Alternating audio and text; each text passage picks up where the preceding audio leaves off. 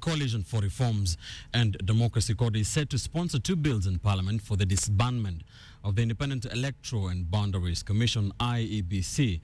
The petition that was filed by a Kenyan citizen, Robert Buki, also seeks to set in motion the debate over the removal of the IEBC commissioners.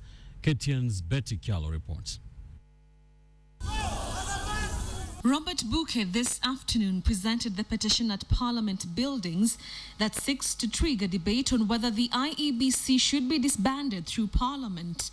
The commissioners, A, are in serious violation of the Constitution and the laws of Kenya.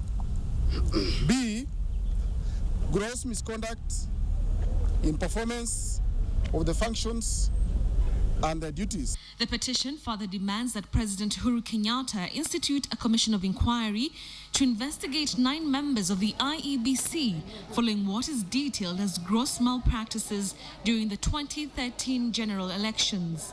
CORD members of Parliament received the petition and presented it to Parliament on behalf of Buki. The MPs have criticized the IEBC over its actions in the run-up to the general election, saying it needs to be scrutinized as it failed Kenyans during the March 4th poll. We have made it very clear also as CORD Coalition, and we want to thank the petitioners for being pragmatic enough, for being patriotic to this country, to help us clean the mess that keeps on recurring in this country. And I hope this time we will get commissioners who will not betray Kenyans. The cancer this country is suffering from is among it its ethnicity and also bad elections. We never conduct any good elections in our country. CORD has been categorical that it will not participate in another election presided over by the current composition of the IEBC, accusing it of steering a fraudulent election last year. Jubilee coalition leaders, however, described this latest calls by ODM as a smear campaign born out of the bitterness of having lost in the last elections.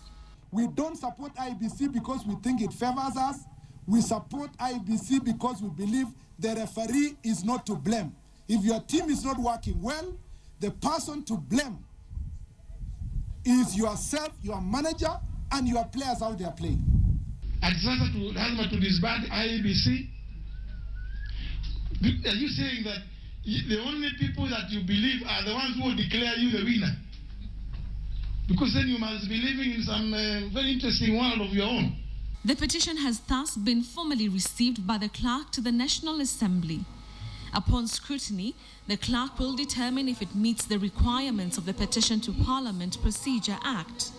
If he is satisfied, he will then forward it to the Speaker so that it can be tabled in Parliament. The Speaker would then direct it to the Legal Affairs Committee, which would report back to Parliament with a formal report on the status of the petition. To achieve its objective, however, Parliament would eventually require a 2/3 majority to pass the vote on this petition. Betty Kialo, KTN.